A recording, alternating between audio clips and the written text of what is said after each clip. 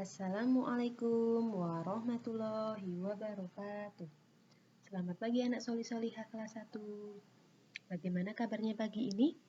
Semoga semuanya selalu dalam lindungan Allah Subhanahu wa Ta'ala. Alhamdulillah, hari ini kita akan belajar kembali materi ilmu pengetahuan alam. Kita masuk ke bab 3, yaitu tentang materi rumah sehat. Semuanya sudah siap untuk belajar?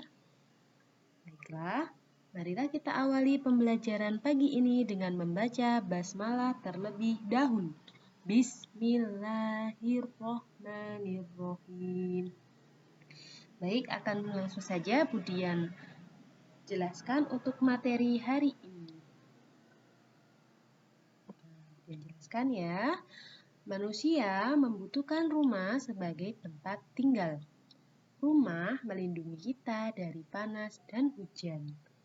Rumah yang sehat yaitu rumah yang rapi. Rumah sehat memiliki jendela untuk tempat keluar masuknya udara dan cahaya matahari. Seperti itu ya. Contohnya, nah di sini Bu Guru sudah mempunyai contoh sebuah ruangan di dalam rumah. Nah, rumahnya ini terlihat sangat rapi dan bisa dikatakan sebagai rumah sehat ya, karena dia memiliki 2 jendela sebagai tempat keluar masuknya udara dan juga cahaya matahari.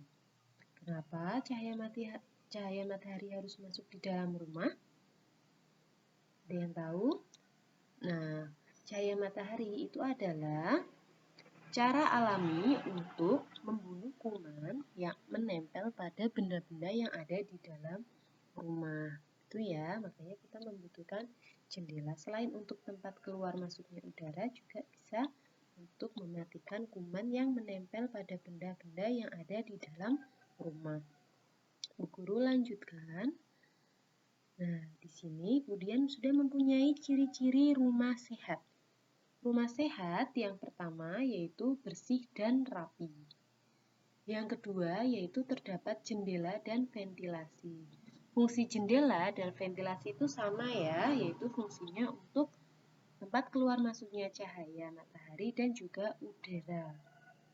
Ya, biasanya ventilasi ini terletak di atas rumah. Seperti ini ya, baik bentuknya memanjang ataupun lubang kecil mesti ada ya. Dan yang ketiga yaitu ciri rumah yang sehat yang ketiga yaitu terdapat tempat pembuangan sampah. Ini harus wajib ada ya sebagai tempat sampah. Guru lanjutkan, menjaga kebersihan rumah. Rumah itu adalah tempat tinggal satu keluarga ya. Nah, rumah yang bersih itu jauh dari yang namanya sumber penyakit. Sampah harus dibuang pada tempat sampah. Lantai rumah harus disapu dan dipel, dan barang-barang ditata dengan rapi. Kebersihan rumah menjadi tanggung jawab semua anggota keluarga. Ya, jadi, kebersihan rumah mulai dari lantai, barang-barang yang tertata rapi, sampah yang harus dibuang. Nah, itu menjadi tanggung jawab semua anggota keluarga. Ya, bukan menjadi tanggung jawab ibu saja, tetapi semua anggota keluarga yang tinggal di rumah itu bertanggung jawab atas kebersihan rumahnya sendiri. Oke. Nah, sekarang Budian akan ajak kalian cari perbedaan dari kedua gambar ini. Coba, apa bedanya? Oke, betul sekali. Dari kedua gambar ini memiliki perbedaan. Yang pertama, gambar A ini adalah rumah yang kumuh ya, rumahnya kotor, banyak sampah berserakan di depan rumah. Sedangkan gambar B, rumahnya rapi, ya, tidak ada sampah yang berserakan. Nah, jika kalian diminta memilih, apakah memilih rumah yang A atau rumah yang B? Ya, tentunya memilih rumah yang B ya, yang rapi, yang bersih. Nah, oke, Bu Guru lanjutkan ya. Guru lanjutkan. Lingkungan yang kotor adalah sarang penyakit. Lingkungan kotor itu disebabkan oleh adanya sampah. Tikus senang hidup di lingkungan yang ada banyak sampahnya. tikus dapat menyebabkan penyakit pes. Sedangkan genangan air yang ada pada tumpukan kaleng-kaleng bekas dapat menimbulkan sarang nyamuk.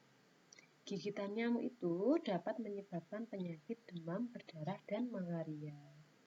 Jadi ketika kalian melihat sampah ya harus dibersihkan segera ya, karena hewan-hewan seperti tikus dan nyamuk itu senang sekali tinggal di tumpukan sampah dan akan menyebabkan penyakit. Baik, untuk selanjutnya Guru akan jelaskan. Di sini Budian sudah mempunyai contoh 2 gambar tempat sampah yang memiliki warna yang berbeda. Untuk tempat sampah hijau, ini adalah tempat sampah untuk sampah organik, dan yang warna kuning ini adalah tempat sampah anorganik. Budian akan jelaskan ya. Buanglah sampah pada tempat sampah dan sesuai jenisnya. Jenis sampah itu ada 2, ada sampah organik dan sampah anorganik. Sampah organik itu adalah sampah yang berasal dari makhluk hidup. Contohnya ada sampah daun dan sampah ranting. Sedangkan sampah anorganik itu adalah sampah yang berasal bukan dari makhluk hidup. Contohnya seperti sampah plastik dan sampah botol. Kalau kalian lihat di tempat-tempat umum, mesti ada tempat sampah dengan warna yang berbeda. Kalian harus bisa membedakan ya. Untuk tempat sampah berwarna hijau itu ada untuk tempat sampah organik, dan yang kuning adalah tempat sampah anorganik. Baik, untuk selanjutnya nanti silakan anak-anak kerjakan latihan soalnya. Silakan ditulis untuk soalnya di buku tulis IPA. Nanti soalnya boleh dituliskan orang tua. Lalu untuk batas pengirimannya yaitu sama pada hari ini maksimal pukul 8 malam. Baik, marilah kita tutup pembelajaran hari ini dengan baca tahmid. Alhamdulillahirabbil alamin. Jika ada yang perlu ditanyakan silakan tanyakan ke Bu Guru. Kurang lebihnya Bu Guru mohon maaf. Wassalamualaikum warahmatullahi wabarakatuh.